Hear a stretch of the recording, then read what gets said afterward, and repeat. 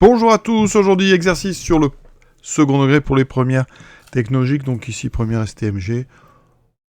On donne donc f de x égale x moins 3 fois x plus 1, donc on reconnaît bien une expression du premier degré. On va donc vraiment utiliser le cours, les racines, abscisse du sommet de la courbe, ordonnée de ce sommet et tableau de variation, ainsi que le tableau de signes. Donc comment fait-on? Qu'est-ce qu'il faut savoir pour trouver les racines? Et qu'est-ce que c'est que des racines? Quand on a donc une expression du second degré sous sa forme développée, ou ici une forme factorisée, eh bien les racines de f de x, on peut aussi dire les racines de f, sont les solutions de l'équation f de x égale 0.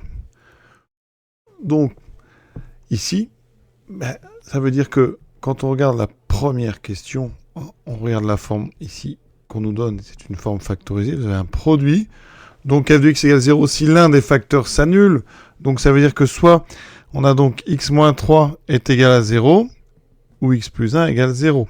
Nous on cherche, je le répète, à résoudre f de x égale 0. On voit que x moins 3 égale 0, ça nous donne bien évidemment x égale 3, x plus 1 égale 0, ça donne x égale moins 1, donc les racines, il y en a deux, les racines sont, on va les mettre dans l'ordre, moins 1 et 3. Ce sont donc les valeurs qui annulent l'expression f de x. Maintenant, question 2, calculer l'abscisse du sommet de la courbe représentative de f. Alors, il faut savoir que f est donc une fonction du second degré, donc sa courbe est ce qu'on appelle une parabole. Sa courbe est une parabole. Alors ici, on a le coefficient qui est ici devant, c'est un 1. Quand on a f de x égale x moins 3 fois x plus 1, d'accord, si vous développez devant x carré, vous avez 1. Ça veut dire que le nombre a est égal à 1, c'est le coefficient donc de x carré. C'est un nombre qui est positif, donc la courbe de f est une parabole orientée. Donc ici, vous voyez, elle est orientée vers le haut. Donc, parabole orientée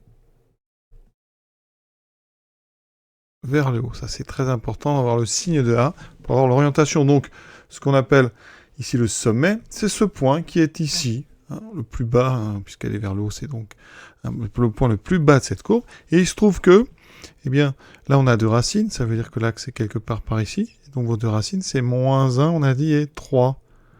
Eh bien, une parabole, c'est symétrique par rapport à son axe. Donc, l'axe, il est ici, il va passer par le sommet. Donc, il est exactement au milieu des deux racines.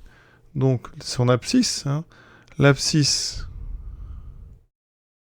du sommet, ou de l'axe de symétrie, eh bien, c'est tout simplement au milieu de moins 1. 3, donc, est au milieu de moins 1 et 3. Donc, on fait moins 1 plus 3 divisé par 2, on fait la somme. Donc attention, moins 1 plus 3, ça fait 2. 2 sur 2, ça fait 1. Donc, l'abscisse du sommet, donc on va écrire x sommet est égal à 1. Vous pouvez aussi faire ça quand c'est simple. Vous avez moins 1, 0, 1, 2 et 3. Vous voyez que le milieu entre 1 et 3, c'est exactement ici. C'est en 1, on peut comme ça le trouver intuitivement.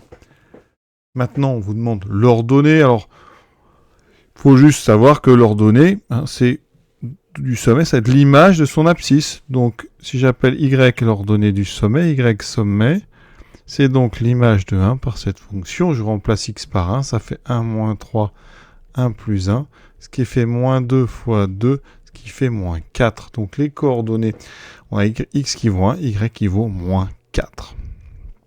Vous voyez, elle ressemble à ça. Ici, une parabole orientée vers le haut.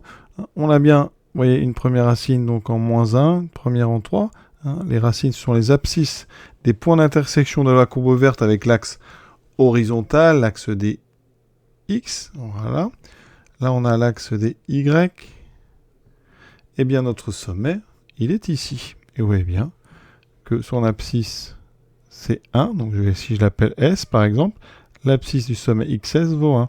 Et son ordonnée, eh bien, c'est moins 4. YS vaut moins 4. Vous voyez bien que c'est ce qu'on a trouvé. Maintenant, les tableaux de signes et les tableaux de variation, c'est très simple. On regarde la courbe. Pour le tableau de variation, il n'y a rien de plus simple. On sait que la parabole est orientée vers le haut, donc on va avoir ceci. Hein, ça traduit exactement une parabole qui est orientée vers le haut. Et on a f de x. Par contre, maintenant, on peut compléter. Quand est-ce que ça arrête de descendre? Ben, pour x égale 1. C'est notre fameux abscisse du sommet, notre fameuse abscisse du sommet. Et son image, c'est moins 4. Moins 4, c'est ce qu'on appelle moins 4. Et le minimum de la fonction f. Voilà, le minimum de f. Pour un tableau de signes, cette fois-ci, on s'intéresse aux racines. Au niveau des deux racines, on sait qu'en moins 1 et 3, eh bien, ça fait 0. C'est le principe des racines. On a été chercher quand est-ce que ça s'annulait. F de x en fonction de x. Donc là, regardez la forme.